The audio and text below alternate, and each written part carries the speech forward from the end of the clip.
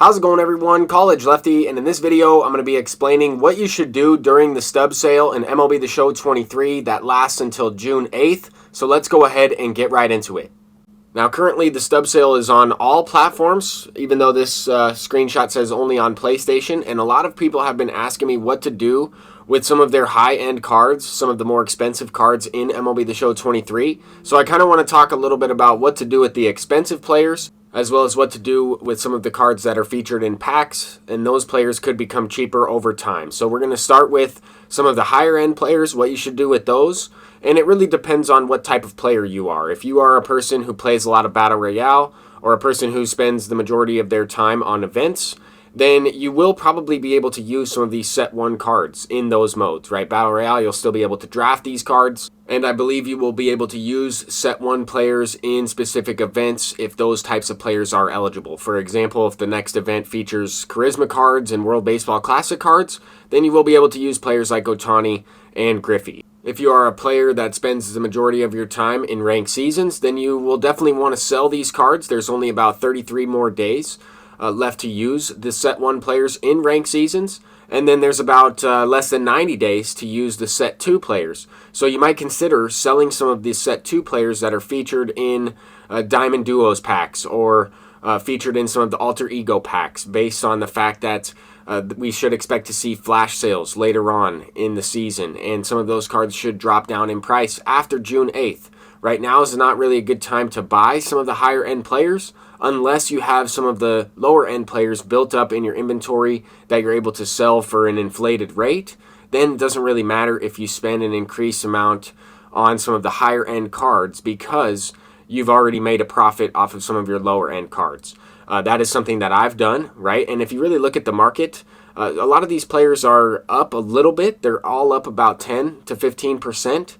But at the same time, like players like Mickey Mantle, they're really not that much higher, or some of them are actually lower than what they were going for when they first came out. Obviously, with supply and demand, when higher end cards are featured in packs, a lot of people want to try and buy them right away. As people pull those packs, those cards tend to drop down in price. For example, one of the cards that I think is pretty high in price right now is this Honus Wagner Flying Dutchman. He's going for about 88 or 90,000.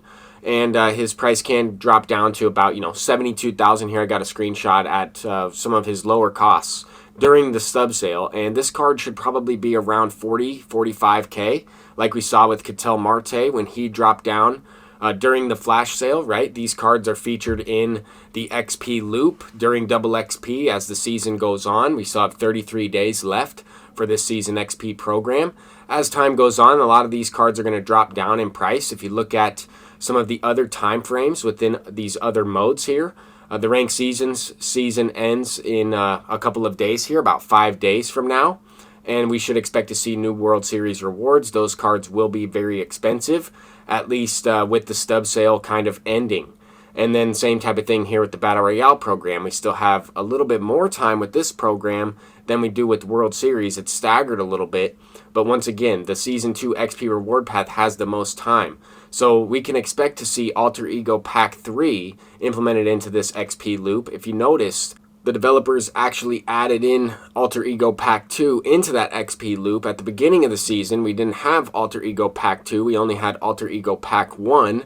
And that was the pack featured in the XP loop, and people really weren't able to earn too many of those before it switched. So you have to keep that in mind. We should expect to see Pack 3 released, and some of the Pack 3 cards are a little bit more expensive on the market, just based on the fact that they are pretty good, or at least some of the cards in the base round, like the franchise Lou Brock, is definitely a solid option, and that's why he's the most expensive one out of the base round. But you kind of have to just pick and choose what type of player you are and what do you want to do with your cards, because a lot of these cards are going to fluctuate in value when they're no longer usable, right? As you can see, my team here, I'm probably going to consider selling Aroldis Chapman during the stub sale and trying to either wait until a flash sale and buy him back for maybe half the cost, or maybe a little less than half the cost, or potentially just wait and buy him after the stub sale is over, maybe when he drops down to lower than 100K again, and just use him until there is a flash sale. It's all about timing in this game. It really depends on what you want to do. If you want to buy the cards and keep them on your team and use them, go for it. If you want to try and,